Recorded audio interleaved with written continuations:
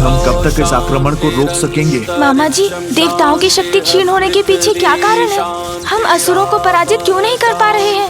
शक्ति स्वरूपा देवी पार्वती और श्री स्वरूपा देवी लक्ष्मी, इन दोनों की अनुपस्थिति के कारण हम सभी देवता शक्तिहीन और श्रीहीन होते जा रहे हैं। देवी पार्वती के जाने पर शक्ति खोई थी हमने, किंतु सौभाग्य और विजय की स्रोत मंगल स्वरूपा देवी लक्ष्मी हमारे साथ थी।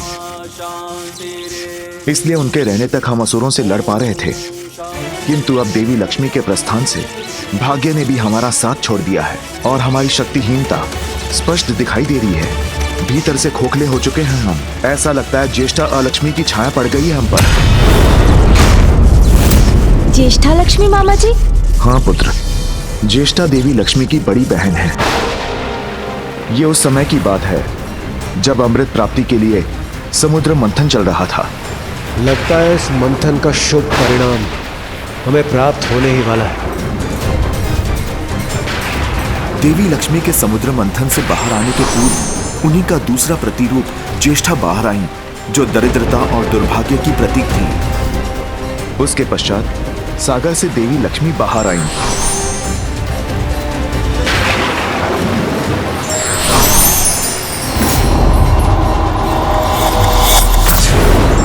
लक्ष्मी का वास तो बैकुंठ हो गया, किंतु ज्येष्ठा पर किसी ने ध्यान नहीं दिया।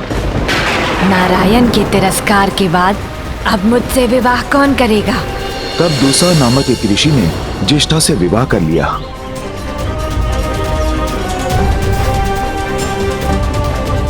किंतु जहां ज्येष्ठा का वास होता है, वहीं अधर्म और तामसिक प्रवृत्तियों का बोलबाला होता है।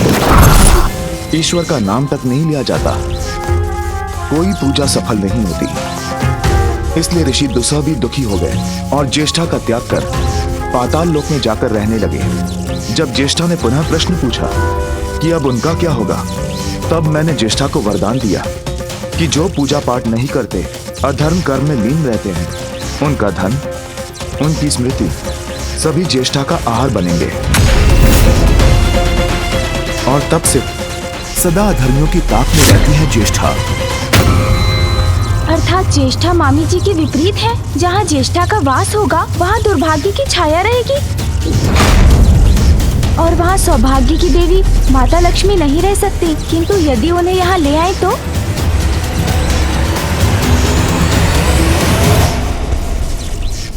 अद्भुत है तुम्हारी बुद्धि और तुम्हारी ये युक्ति। यदि ज्येष्ठा को यहाँ लाने में सफल हो गए, तो देवी लक्ष्मी अपने उचित स्थान पर लौटने के लिए विवश हो जाएंगी। हम सभी पुनः श्रीयुक्त हो जाएंगे। हमारा सौभाग्य जागृत होगा और हमारे शत्रुओं का दुर्भाग्य।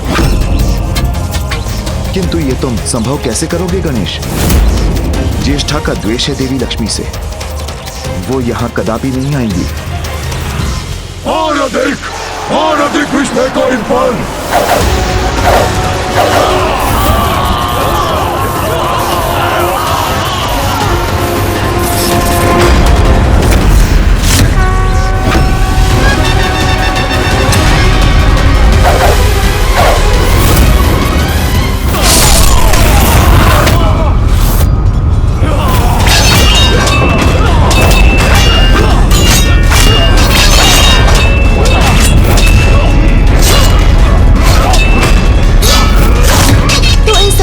की शक्ति तो क्षीण पड़ती जा रही है। फिर मैं इन्हें युद्ध में इस प्रकार एकाकी छोड़कर कैसे जा सकता हूँ? पुत्र, समय नहीं है। जो भी करना है शीघ्र करना है। तुम शीघ्र जाकर ज्येष्ठा को लेकर आओ। यदि हम अभी श्रीयुक्त नहीं हुए तो सभी देवताओं का अस्तित्व मिट जाएगा।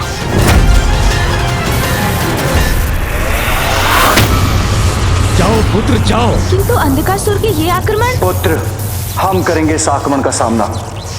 तुम अपनी योजना पूर्ण करो। जाओ। उचित है पिताश्री। मूषक जी, शीघ्र आइए। चलिए।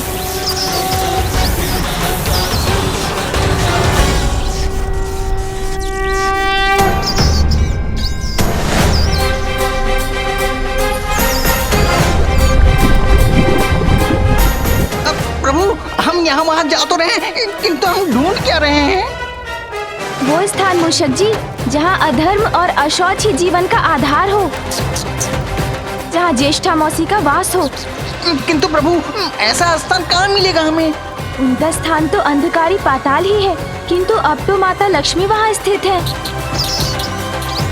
जहाँ स्वच्छता और नैतिकता का अभाव हो, वहाँ मिलेंगी ज्येष्ठा मौसी। मूषक जी, ऐसे स्थान को ढूंढने में ही हमारी सुरक्षा निहित है। ज्येष्ठा मौसी को ढूंढ कर ही रुकेंगे हम। प्रभु कैलाश के तो कण-कण में पवित्रता का वास है, इसलिए वहाँ तो ज्येष्ठा मौसी का होना असंभव है। वैकुंठ।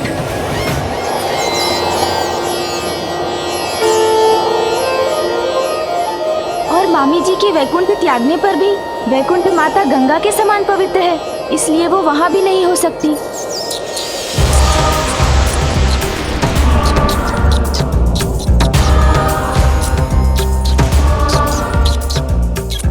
ब्रह्मलोक, किंतु ब्रह्मलोक में तो माता सरस्वती की पवित्रता है और ब्रह्मदेव का वेद पाठ भी गूंजता है, इसलिए यहाँ देखना भी व्यर्थ है।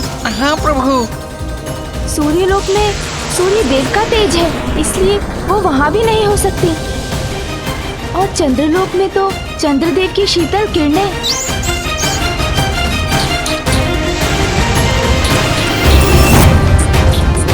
इंद्रलोक में अमृत स्थित है, इन लोकों में तो नहीं हो सकती ज्येष्ठा मौसी। हाँ प्रभु।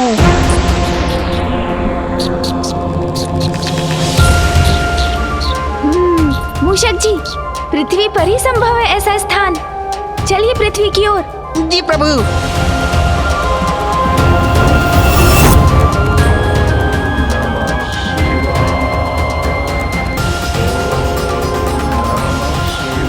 जहाँ यज्ञ, हवन, संध्या वंदन, वेद पाठ आदि होता हो, वहाँ भी ज्येष्ठा मौसी नहीं हो सकती।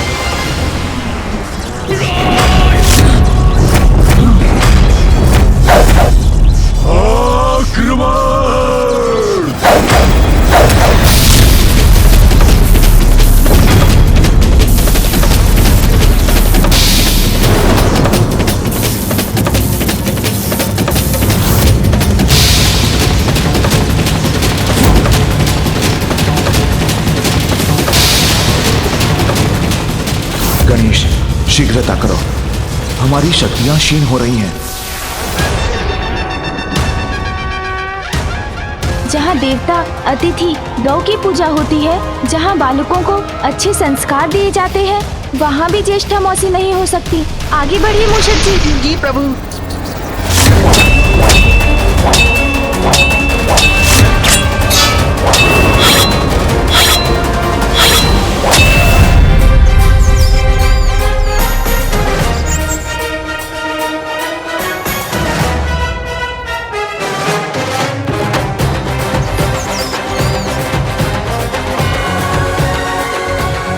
जिन स्थानों में विष्णु भक्त और शिव भक्त रहते हैं, वैसे स्थानों में भी ज्येष्ठा मौसी नहीं हो सकती।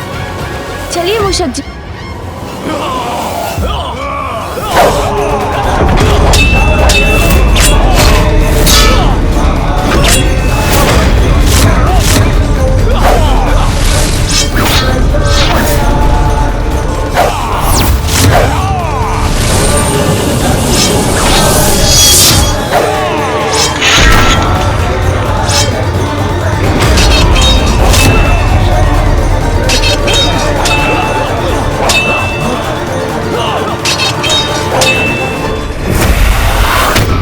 ज्येष्ठा मौसी को किसी अन्य स्थान में ढूंढना होगा मूषक जी।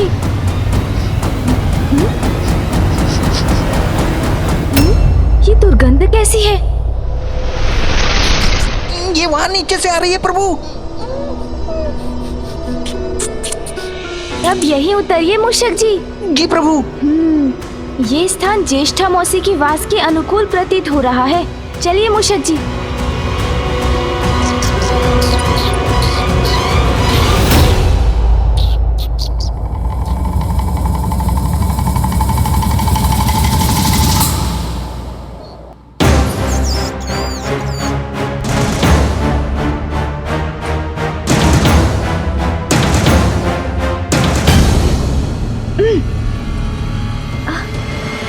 अत्यंत दुर्गंध है यहाँ।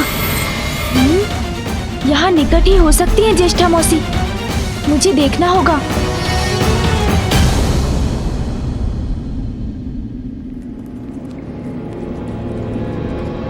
किंतु कहाँ हो सकती है?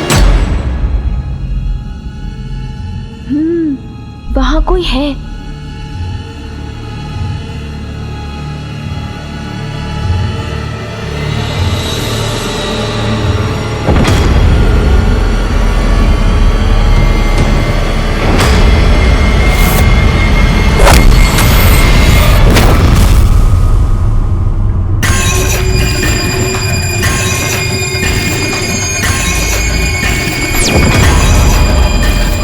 मौसी,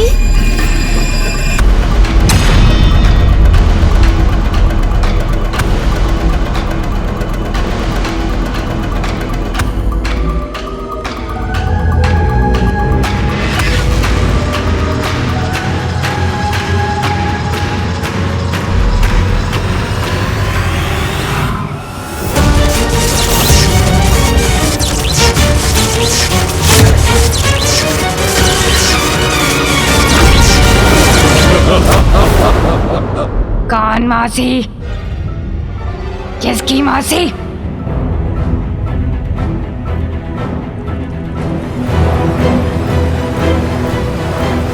कौन हो तुम?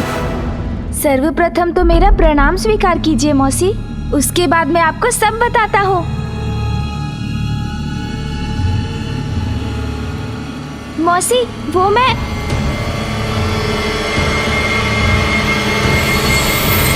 आप माता लक्ष्मी की बहन है ना? सत्य है, हूँ लक्ष्मी की बहन। तो उससे क्या? हाँ? माता लक्ष्मी मेरी मामी है, तो आप मेरी मौसी हुई ना?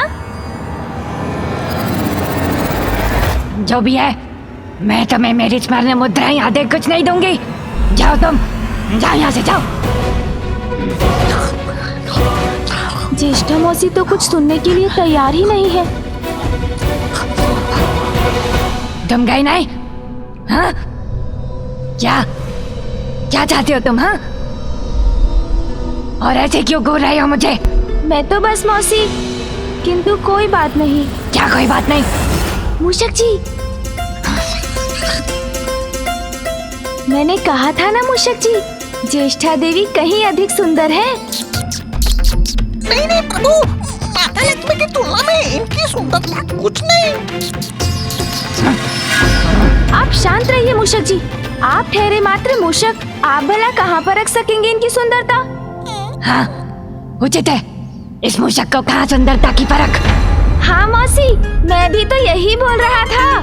हाँ, मुझे ज्ञात है कि आप अधिक सुंदर हैं, किंतु इन मूषक जी के समान सभी को लगता है कि मामी देवी लक्ष्मी अधिक सुंदर है। अब ये मैं कैसे समझाऊं सभी को? हाँ मौसी, इसका तो एक ही उपाय है कि आप मेरे साथ चलें। मामी देवी लक्ष्मी और आप एक दूसरे के समक्ष आएं, तो ये सत्य स्पष्ट हो जाएगा।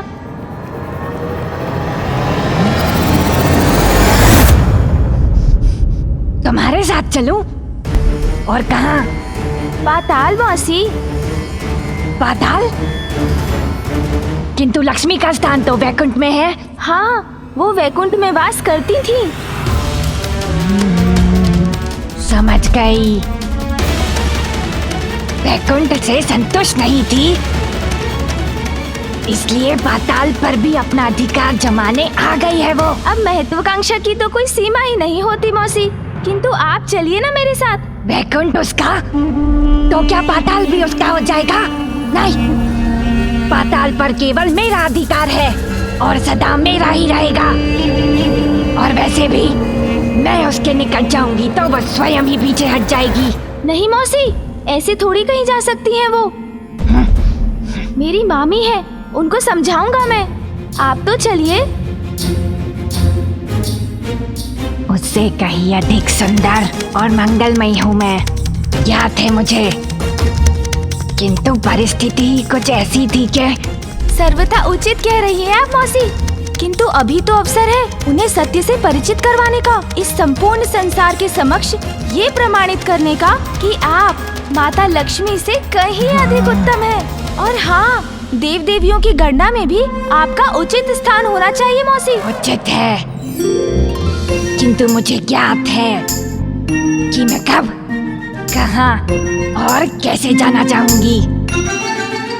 युक्ति तो कार्य कर गई।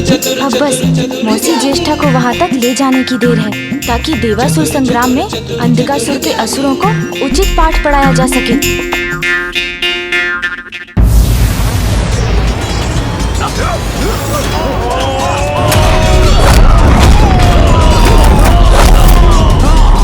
गंधर्व सैनिकों, मैं हस्ती मिटा दूंगा तुम्हारी।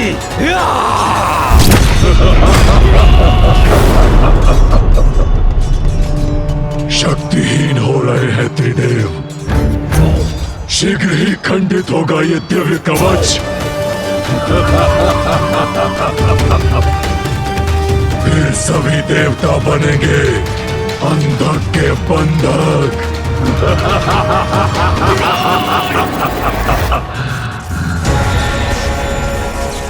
पुत्र गणेश, अनर्थ होने को है, शीघ्रता करो। कहाँ हो तुम? निकट है, अत्यंत निकट है वो विष्णुदेव।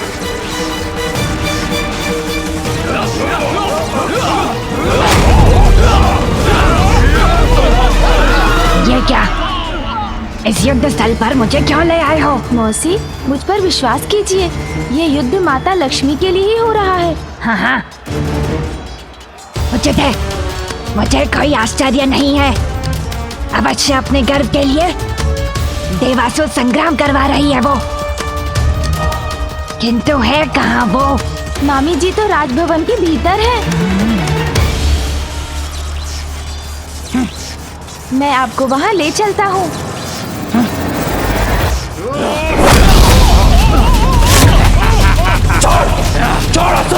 छोड़ दूं?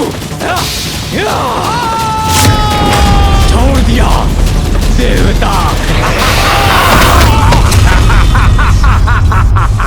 आगे बढ़िए मौसी, आगे बढ़िए। लक्ष्मी को अपने निकट इतनी चकाचौंध क्यों पसंद है? कहाँ है वो? मामी जी तो उस बंद द्वार के पीछे है।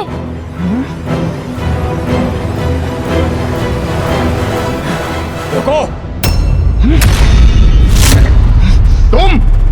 तुम यहाँ कैसे आ गए? और ये बुढ़िया कौन है? मूर्ख! बुढ़िया किसका बोला तुमने? मौसी आप चिंता मत कीजिए, आप यहीं प्रतीक्षा कीजिए। इन्होंने आपका अपमान करने का दुस्साहस किया, इसका उचित दंड देता हूँ इन्हें। अब मैं और अधिक विलंब नहीं कर सकता। मुझे शीघ्र देवगणों की क्षीण हुई शक्ति पुनः लौटाने के लिए मामी जी को पूर्ववत और मौसी ज्येष्ठा को उनके स्थान पर स्थित करना होगा, किंतु इससे पूर्व इन असुरों को मार्ग से हटाना पड़ेगा। मामी जी निकट आ रही हैं। श्री के आशीर्वाद से मुझे पुनः शक्ति प्राप्त हो रही है। दुष्ट असुरों, मेरी मौसी के साथ अभद्रता का व्यवहार करोगे तो ये लो।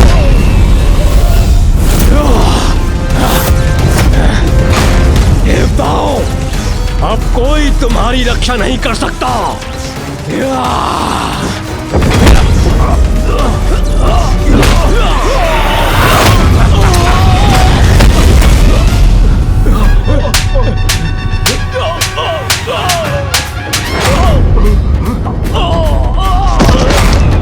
एक को तो पाठ पढ़ा दिया, अब दूसरे की बारी।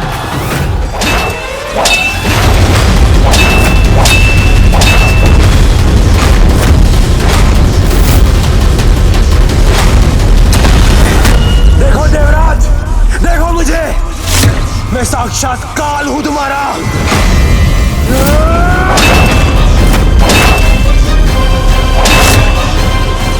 रुकूंगा नहीं मैं देवराज, तुम पर होने वाले प्रहार रुकेंगे नहीं।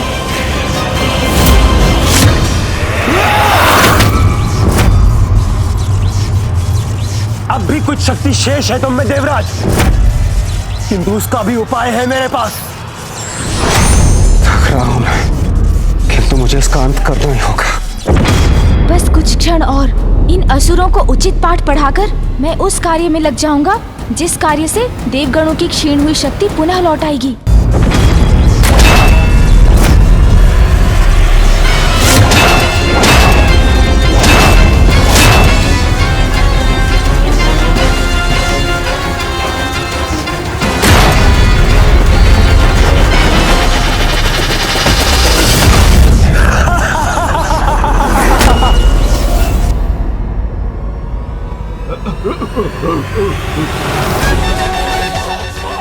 इस पर तो मैंने अभी तक कोई प्रहार ही नहीं किया।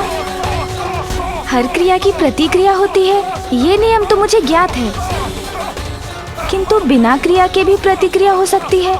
ऐसे नियम तो उन्हीं के समक्ष उत्पन्न हो सकते हैं जिनके कर्म और उपस्थिति दरिद्रता के निकट हो। प्रतीत होता है ये स्थान दरिद्रता के समान अनुकूल है।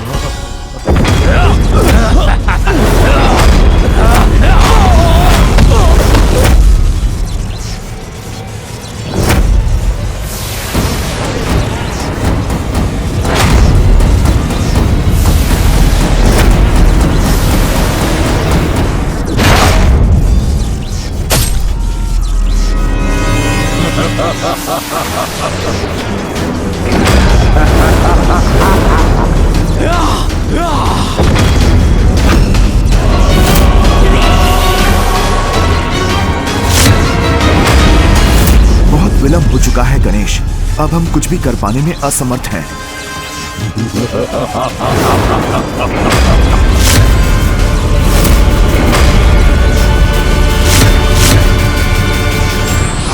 समस्या या परिस्थिति कितनी भी विकराल हो, उसका हल उसके भीतर ही छिपा होता है। आवश्यकता है उसे समझने की।